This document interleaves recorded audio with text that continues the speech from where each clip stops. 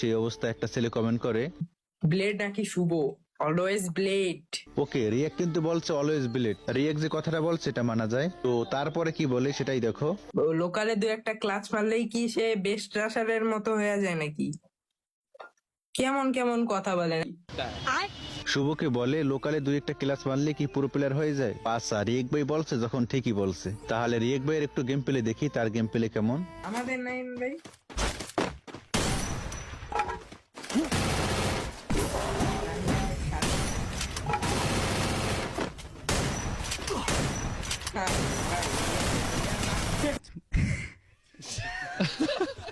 এনিমিতে narrow মারছে, 3টে গুলি মেরে ন্যারোটা ওয়েপ করতে পারে নাই। ও নাকি আবার স্পোর্টস প্লেয়ার।